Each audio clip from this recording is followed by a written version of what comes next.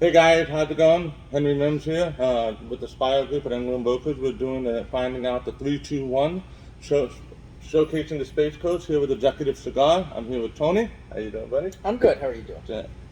As you guys know, Executive Cigars down here in downtown Melbourne, and a lot of things about how the cigars, the bars, and all the things that they have going on. But before we get into all that, I just wanted to kind of jump into where did it all start? Where did you come from?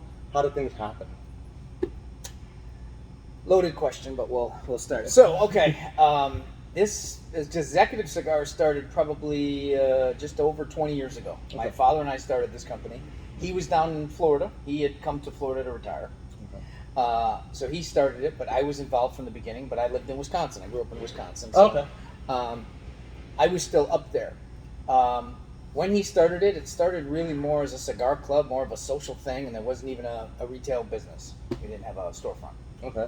So he got a little momentum going with his little cigar club, so to speak, and that turned into, hey, there's a spot downtown Melbourne that I think might work for kind of a cigar shop. What do you think? At that time, I was in the music business. I'm like, well, it's pretty inconvenient for me to leave to do this, but if you think it's going to work, I said, you need money, Dad? Is that what you're calling me? Right. So no, I don't need any money, but so I invested at the beginning. And away we went. From that point forward, for the next 3 years, all he did every time I talked to him was, when are you moving down? When are you moving down? When are you moving down? When are you moving down?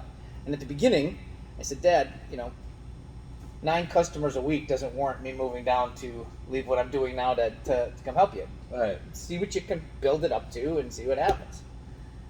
Lo and behold, in 2005, I was retiring from the music industry, and the timing was right. I moved down, and that's how I got involved. Okay. Within 1 year, with the two of us, we had outgrown the space, our first space in downtown Melbourne. We then moved directly across the street, 2 doors over. We doubled in size, went from under 1,000 to just over 2,000 square feet, and sort of planted our roots for the next almost 13 years there. I think most of the people in Melbourne know Executive Cigars as that location. Right. Obviously before the move. Then over the next 4 years, after that being there for 12 and a half years, I got there was an opportunity when Isabella's moved out of this space that we're sitting in now. Got an opportunity to buy that, and I sort of, for lack of a better terminology, it was piss or get off the pot time. Right. I decided to get on the pot and see what it would do. We built this out in about a year, and it's been the greatest thing we ever did. We doubled in size again. We went from about 2,000 to 4,000 square feet. Yes.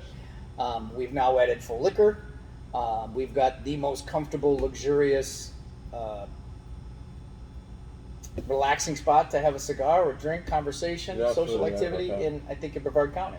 Oh. And some will say in Central Florida, because this is an element that you don't find in many locations. Oh, you hardly ever do. And my stepdad, he is an avid cigar smoker. So wherever he's gone, every time he comes down here, we always come in here and grab cigars. And wherever he's gone, he's always tried to find spots, and he absolutely is obsessed with this place. Because when you walk in, and if you haven't had a chance to walk in, you really should. When you walk in, it's just comfortable and luxury at the same time, without making.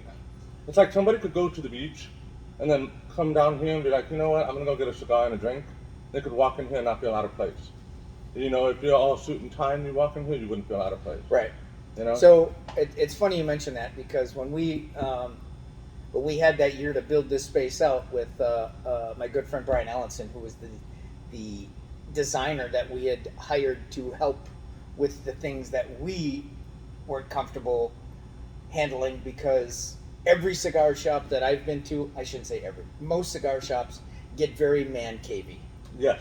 Every spot on the wall has something in it. There's a sign here, there's a picture here, there's a poster here, everything, and it's just over time and that's what we turned into 2 doors over.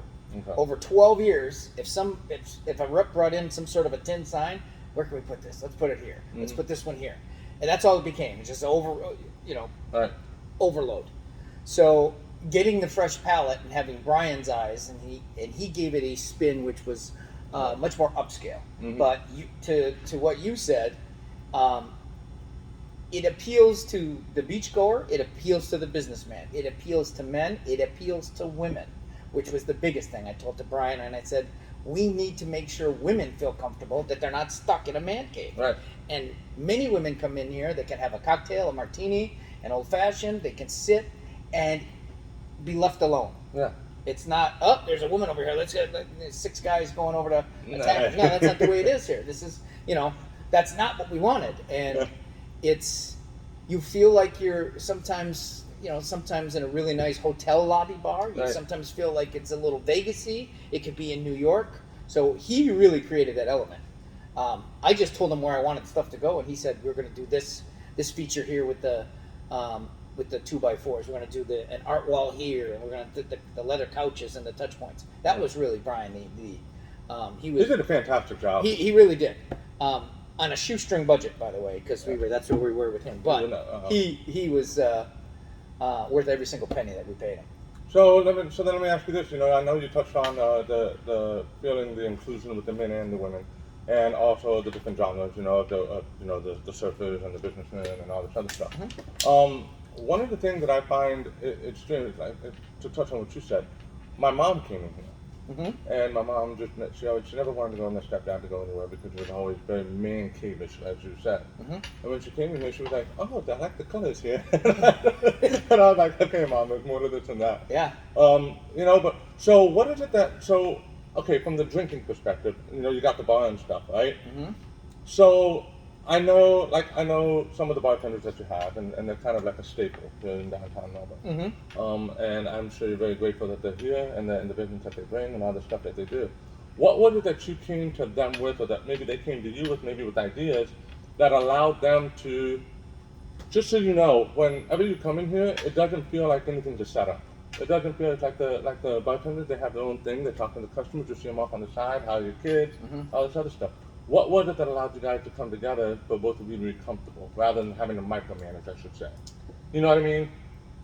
So, I think the hardest part with finding great team members is the element that we have here, obviously, with the demographic of cigar smokers. Mainly men, a lot of women, which is a new demographic right now. I shouldn't say new. It's an increasing demographic as we speak across the country, not just here. Right. The difficult part with finding great employees or team members is when you have to deal with that smoke element. That's not for everybody. Right. So the people that know how to deal with it understand, okay, it's going to be smoky at times. It's a cigar bar. That's the way it operates. That being said, once we get past that point, and I mean, sometimes I'd hire 3 new employees, knowing well, 2 of them are going to make it through one day, one shift, and say, this isn't for me. Right. I don't like this. It's too much smoke. I thought it would be less smoke. I didn't think everybody was going to smoke. Blah, blah, blah. That's just the way it is. Right. Once we get past that hump of, okay, I can deal with it, I think the attractive part of being here at Executive Cigar is this. We are not a 2 o'clock in the morning place. Okay. We close at midnight on the weekends. Okay. The big misconception with our facility is that the majority of our income comes from the bar. That's about 30% of our income. The majority comes from the cigars. Because we've been selling cigars in downtown Melbourne for 20 years. The spirits we've had for less than 2 years. No. So that's just the natural progression of things. Do I ever think that'll increase to where it's 50-50? It might, but it probably won't if we stay in this size element. Right. So the way we always thought of it is the bar, the beer, the wine, and now the spirits, is sort of the icing to the cake. The cigars are the cake, the bar is the icing. And in essence, what we're doing is we've made the experience of Executive Cigar now full circle. Because some people used to come in, they'd have a couple beers or a port wine, said, you know what, I'm going to go to this bar, I'm going to go get a scotch, I'm going to go get a bourbon, which we couldn't offer 3 years ago. Right. Now we can. Right. So there's no reason for them to leave. So they have a cigar, they maybe have a couple drinks, maybe they get a second cigar, and the experience is complete. Right. So I was answering the employee question. So the nice thing about that is the experience when you're here is full circle with, okay, you have the same server or team member that's helping you, which is comforting. Mm-hmm. When shift changes is and it happens. It depends on what time you're here. Yeah. But I think for us, our team members understand that the bar is a experience enhancer.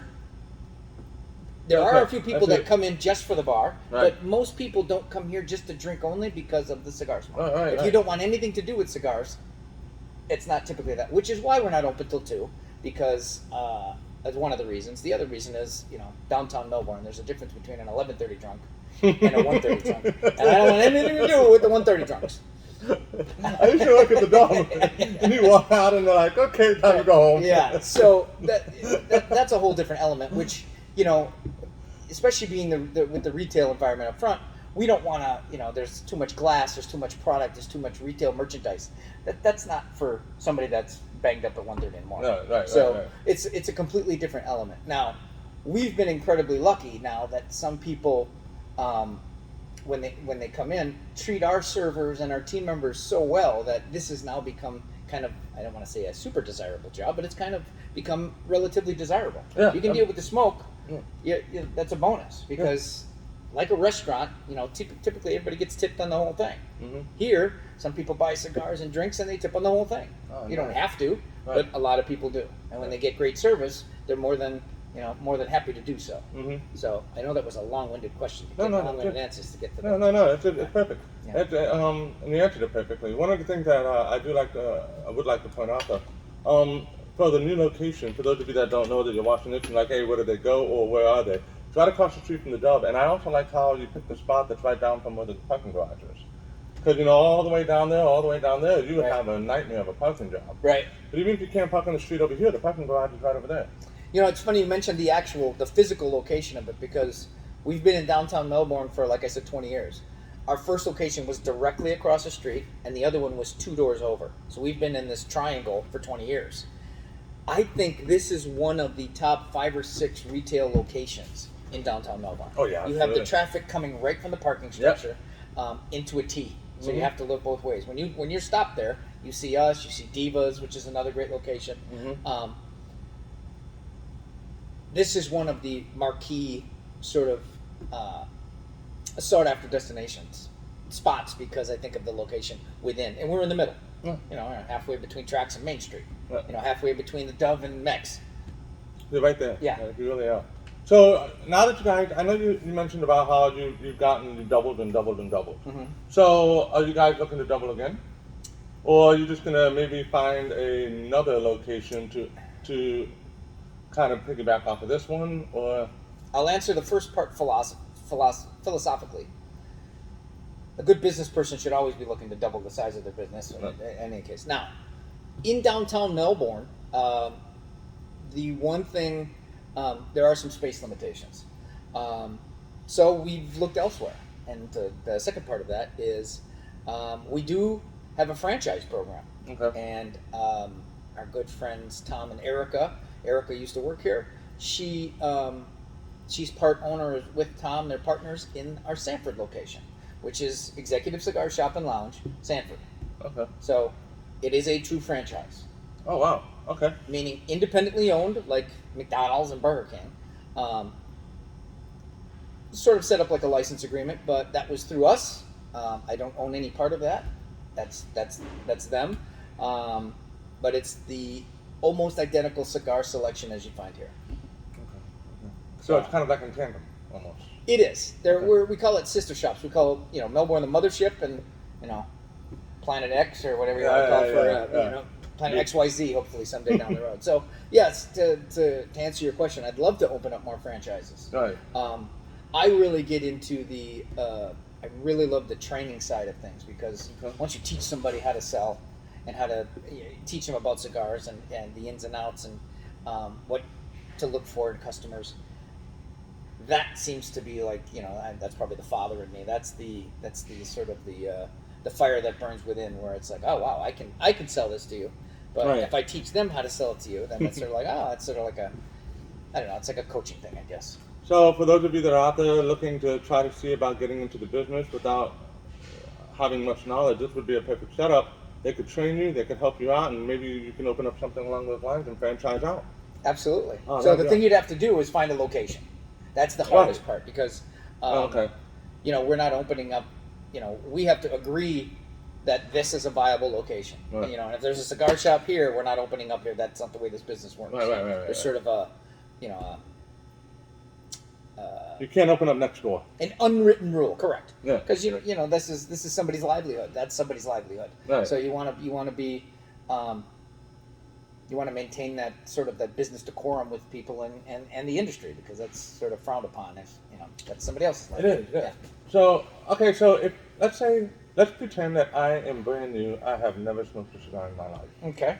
What are some things that you either would end up teaching me or wish I would know before I came in about cigars? Like, for example, I used to be a smoker. I'm not a smoker anymore for cigars. But I used to be a smoker. I have my pick of which ones I wanted, right? For whatever reasons. So I would have to assume that the same thing stands for cigars. One's a little bit more full-bodied, another one's a little lighter, another one's a little more. So what would you tell somebody who first walks in? So I like to talk, so I ask a lot of questions. So if somebody came in for the first time into Executive Cigar, the first thing I would ask them is, how often do you smoke? Okay. That's a pretty broad question. I'll get everything. Well, I've only smoked cigarettes. I only smoke stuff that's not legal, or I've had a couple cigars in my life, or I smoke 17 cigars a week. Okay, I know from those questions where I should sort of guide. If somebody says, I smoke maybe one or two cigars in my life, we're going to go with mild. Okay. Somebody in that medium category or that is an occasional smoker, we could put in medium or mild. And then obviously the more experienced smokers, we want to go medium full body. So we want to make sure that we create an experience that they want to replicate. Because I call it when I use it in training, I call it the bachelor party effect. Okay. Somebody's getting married. Right. Somebody's in the wedding party. And he goes, I'll get cigars for the wedding party and we'll figure out where we're going. And they go to XYZ bar or wherever they're going. And the guy that smokes comes to the cigar shop to get a box of cigars for him and his buddies. But he's getting the stuff that he likes. And he's the smoker. So he's getting medium to medium plus maybe, or medium full, whatever. He takes him to the bachelor party. And now there's 16, 18, 10, whatever guys. And, I want a cigar, because we're drinking, we're having a good time, we're doing this. Next thing you know, 3 guys are in the corner throwing up on each other because that cigar was too powerful for them. Right. That experience that he created was not great because they were unmatched with the level of their smoking with the cigar that they were smoking. Right. So we always wanted to create symmetry between those two things so that the experience wants to be replicated, because if you don't have a great experience, and everybody that smokes cigars has been there, they've gotten a cigar that's a little too full bodied. It's like, oh wow, this is I say it all the time. I've had cigars that are like, I didn't expect it to be that strong. You either put it down and you try to muscle through it. If you muscle through it, there's always that side that you're going to get sweaty, it's going to affect your stomach, it's going to affect the backside, it's going to affect everything.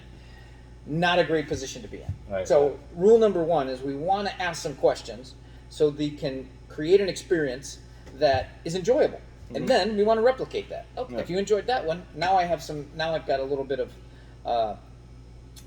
history now. Okay, if you like that one, let's try that one, and then we can go a little stronger. So no, I didn't like that one. We go backwards, and it's that's the fun part of the business to me, is trying things with people, getting them to experiment, so to speak, with the cigars, try different things, which is why I love samplers.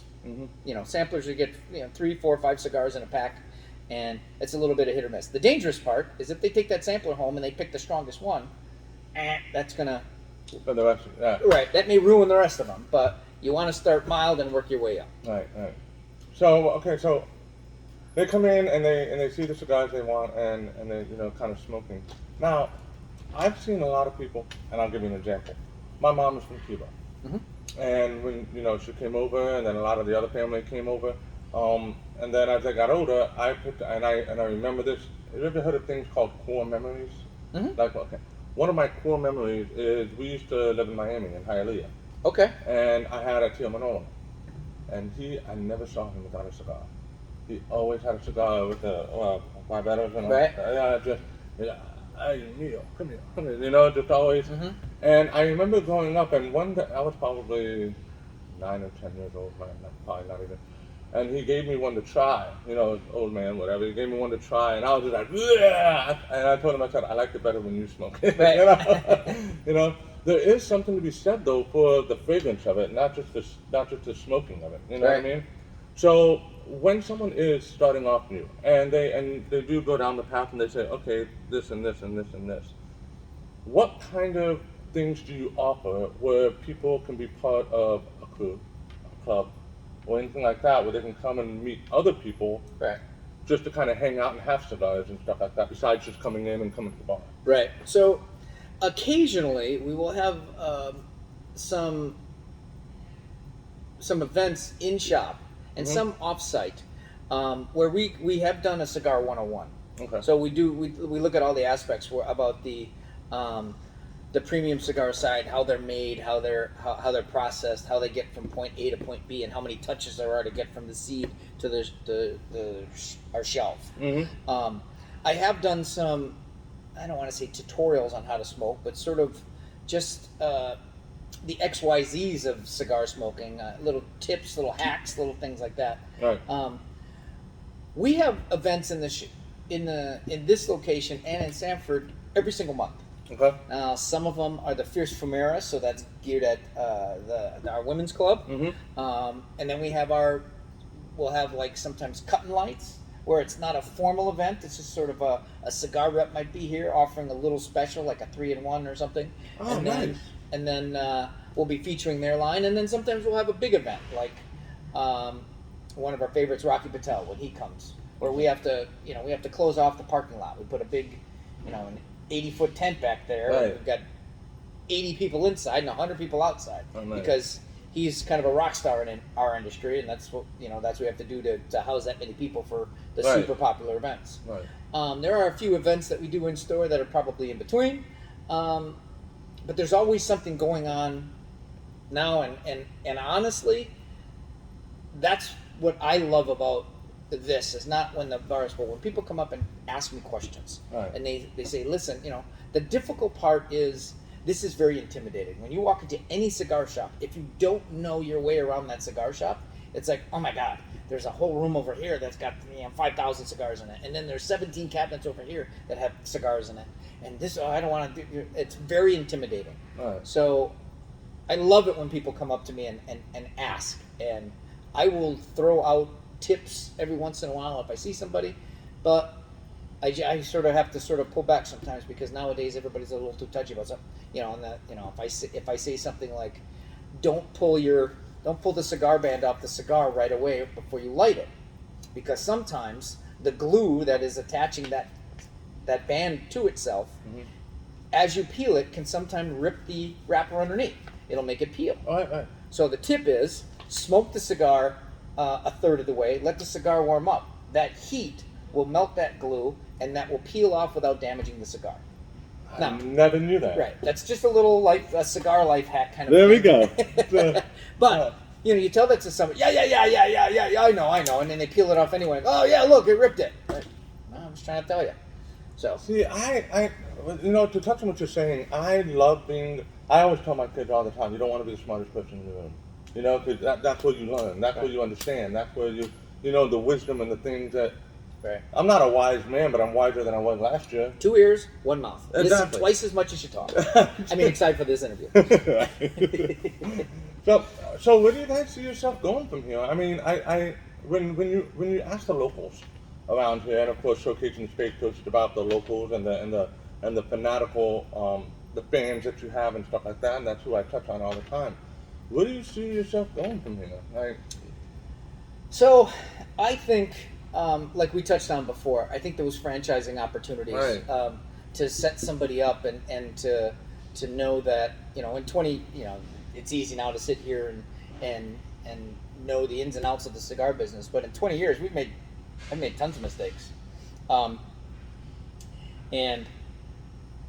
it happens. That's the nature of business. Hopefully, Right. you're lucky enough that those mistakes don't set you back so far that you can't ever recover or when you learn from those mistakes, you move on from there, and maybe you're a little stronger. Right.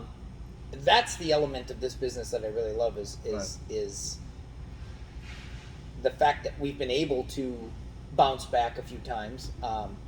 When my dad and I owned this business together, we were, sometimes that's the way we had to communicate sometimes to get things done. And, our rub was always this. He wanted to run the cigar shop as more of a social club, just a place for him and his buddies to smoke. I wanted to run it like a business. Right. I saw this as an opportunity to sort of Make a living. make a set a cornerstone for maybe something for the rest of my family. Right. Sometimes my dad used to get more enjoyment out of throwing people out of the shop than selling them stuff. I'm like, that's really not retail 101. That's not good for business. So in 2011, we came up to a business agreement, and I ended up buying him out. So it was time for him to retire in probably 2007. But it took to 2011 to complete that. So since 2011, it's been 100% mine. So. So the whole time. Okay. Yeah. Okay. So now cool. we're in 2022. So it's been 11 years. So over That's half the right. time, it's been my baby, my third child, so to speak. So that's the aspect where I see this going is there's always room for expansion. There's always room for bigger and better things. We're trying to develop our VIP section to have kind of a private element within the confines of our space. Okay. I see myself down the road because I've helped a few other cigar shops with my 20 years of wisdom, maybe getting into the consulting. And Okay. people that jump into the cigar business that just want to be, people walk in and see you having a cigar and having a conversation with a cigar rep. Mm-hmm. And, I tend not to drink on a regular basis when I'm at work. It's just because this is work. They see that out. Oh, you got this. I'd be drinking bourbon and smoking cigars all day long. Well, that's half of it. Mm-hmm. That's the fun side, but we're in the cigar business, and there's two words to that. You have to have the cigar part right. You also have to have the business part right. Mm-hmm. So if you don't have both, it's not. Nothing The what cigar you do. side or the cigar and alcohol side is one part of it. It's easy to drink and smoke all day long, but if you don't know what you're doing business-wise, it doesn't make it. They don't mesh. Right. And a lot of people only see the fun side. They don't see having to manage your inventory. They Oh, don't see yeah. employee costs. They don't see training costs for employees. They don't see turnover Mm-hmm. and insurance. And they don't see the business side. They just see the fun side, which is I would love to go and teach and help like we've done on a couple occasions cigar shops, because it's sort of not everything works for every geographical location, but there's a lot of stuff that I've learned over the last 20 years that I think not just the cigar band, Right. a lot of business things that I've learned that I think can be incredibly helpful to cigar shops that are struggling, cigar shops that are brand new, or even the experienced cigar shops that maybe just want a fresh take on things. And I mean, as time goes on, you either got to change or you're going to get one over. It really eventually happens. Right. One of the things that, just to touch on what you're saying, is the absolute truth, because a lot of people, what they see is the fun stuff. Mm-hmm. But, I used to help manage La Vela down the street before they closed down, and I was over at the Dove. I didn't do any managing over there, but you walk in and you see all the pretty stuff. Mm-hmm. But all the ugly stuff, and every business has one, it's the kind of, all that is what is the chaos. Right. And the inventories, and the Right. wait a minute, where is this? Why didn't this come? Shortages, whatever have you, and every business experiences it. Right. So, I know you're downtown, so you're kind of fortunate with this question, and it's a very cut and dry one. Where do you go to eat? Where do you go to do things when you're not here? Has to be locally owned, no franchise, no nothing. Okay. Well, you've mentioned it a couple times. Carlo at the Dove is, if we're really hungry, we'll go there for dinner. Yeah. He never disappoints. I like to call it Mexican food full when you leave. Yeah. That's who you are. I tease him all the time. I say, "Why don't you do a taco night or something, Carlo?" And, yeah, okay. I could see Because that. I feel like I've eaten Mexican food now for 3 hours. Yeah. The Dove is one of our favorite places. My wife and I occasionally go to Bunky's beachside. Okay. Nice kind of seafood vibe. And then, unfortunately, one of our favorite places, which used to be located right next door, Mangetsu, hopefully they're going to reorganize and reopen soon. I keep hearing about that, and they just haven't been able to... It's so disappointing, because they were great people, great food, great element over there that we're really missing. Yeah, for sure. And I spoke about Mexican food. It is locally owned. They have multiple locations. Fiesta Azteca. Our son and daughter went to school with their kids, so that is locally owned. That's a nice little Mexican wow! I did not even know that. Mm-hmm. I've been there. That's the one that's off of Minton, right? Yeah, there's Minton. There's one up on Wickham. I think there's 3 or 4 locations now. Okay. And then there's one on 192. I know there's 3 for sure. I found out about that location not because of the food, but because certain people that I'm close with that love to throw down, you know. Okay. I had to go pick one of them up. Right. They're like, man, it was 2, but it was too many. You know. And then I sat down and I ate and stuff like that. But it was just, and then I found it. And I was like, oh, this is amazing. I love this food. Well, I just wanted to thank you so much for sitting down and doing this interview with me. You know, You're welcome. Kind of seeing you guys grow and seeing that has been absolutely amazing. And of course, you're a local staple. I mean, anybody that needs cigars, if you don't know about this place, now you do. Right down here in the heart of downtown Melbourne, right across from the parking garage, you can walk that right down, past backwater, all that stuff. There is a small parking lot in behind the shop as well that we have access to. We own half of it. Oh, really? At night, we get to use the whole thing. I did not even know that.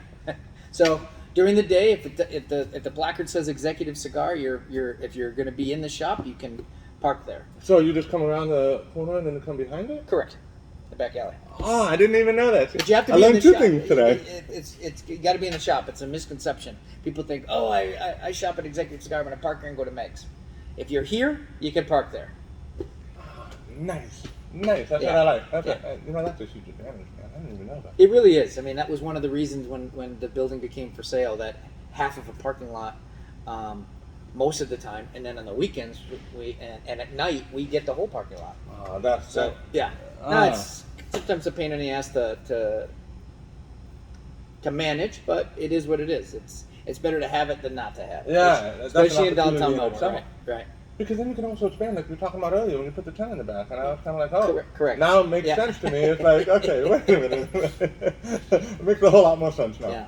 All right, well, honey, again, I appreciate you taking the time. You're welcome. Pleasure as always. So if you need anything cigar related, or just want to come in and just have a nice place to sit and chill, this is definitely the place to be at Executive Cigar, downtown Melbourne. And I'm here getting a 3-2-1. I'll see you guys next time.